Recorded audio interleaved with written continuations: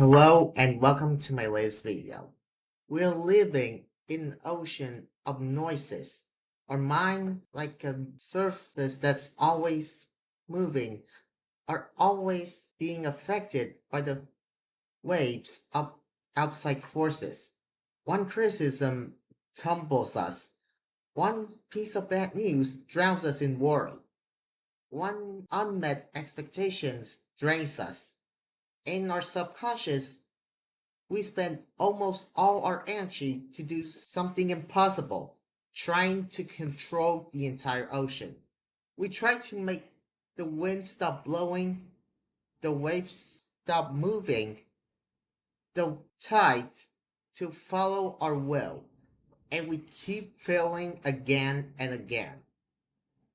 But what if calmness is not in a still ocean? What the true power is not the ability to change the world, but to control your inner world. Over 2,000 years ago, amidst the chaos of the Roman Empire, a group of philosophers, such as slave Epictetus, politician Seneca, and as I mentioned in the last video, Marcus Aurelius, found a different path. Their path is not to control the ocean, but to make a firmer ship. This is Stoicism, a philosophy designed not for the rich and admiration, but for practice in the war zone of real life. It promised not a life without hardships, but one where hardships cannot destroy you. It's an ancient design home in millennia to create an air citadel. In the next 4 videos, I am inviting you to start that journey of creation through 9 practices to train a stronger, freer, and calmer spirit. These 9 practices are not a list of mental tips, they're a complete system, a structure as cases or practice to change basically our mind's operating system. We can basically understand them as 4 steps of building a fort. The first step is foundation. Design the territory of your mind. Number 2 is practice, holding the sword and the shield. Step 3 is vision, opening your view from the universe. And number 4 is synthesis, the final flame of acceptance. This video will go into the first step, foundation.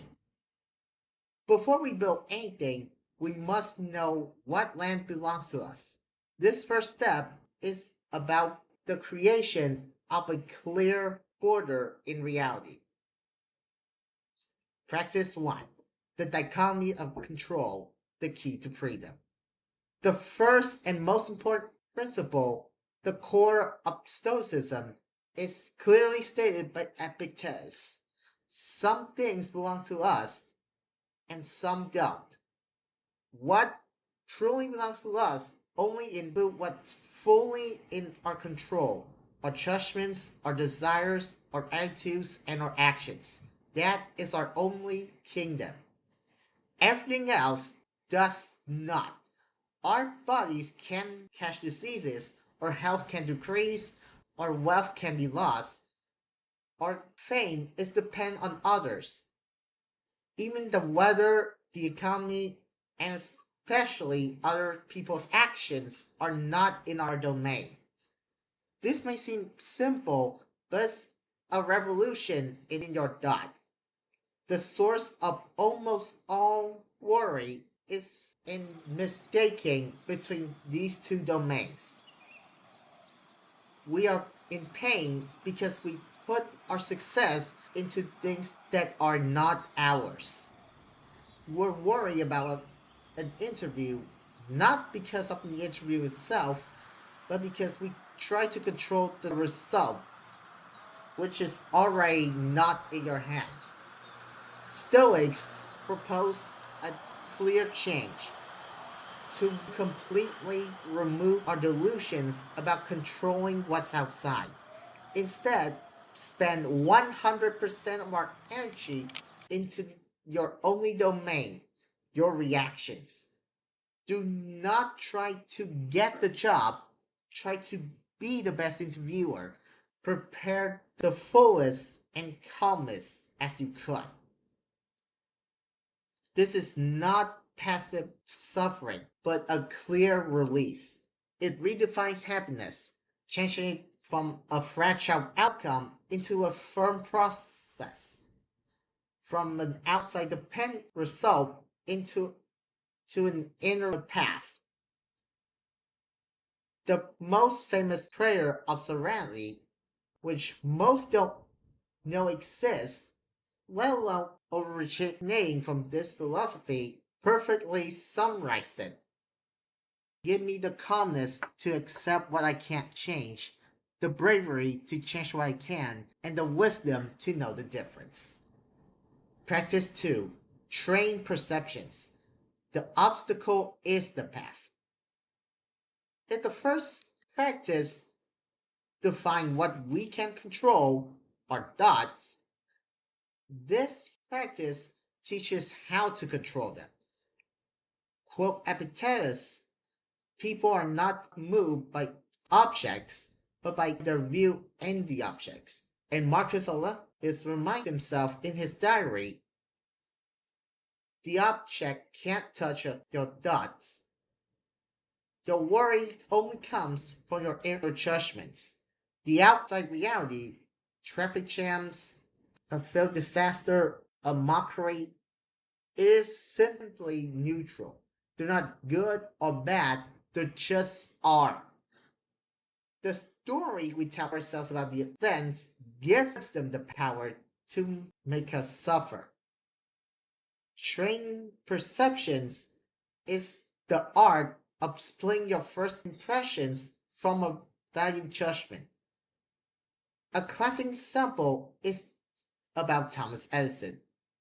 When young journalists arrived at the set of Edison's laboratory, burning in flames, destroying his life work, the journalist is shocked. But Edison is said to have calmly told his son, call your mom and her friends. They'll never see so beautiful a fire. That night, he told the reporters that they have removed a lot of trash. The event is the burning up of the factory. The normal judgment is that everything is lost. The second one, the stone one, is that it's an opportunity and a new beginning. This is the core philosophy behind the book The Obstacle is the Way. Stoics don't see obstacles, they only see challenges or rather opportunities to practice a trait patience, bravery, creativity, or humility. The fire is not the end, it's the path. That's it for this video. If you want to see more, hit like, subscribe, and ring that bell. In the next video, I'll move on to the next step practice. Until then, I'll see you next time. Goodbye.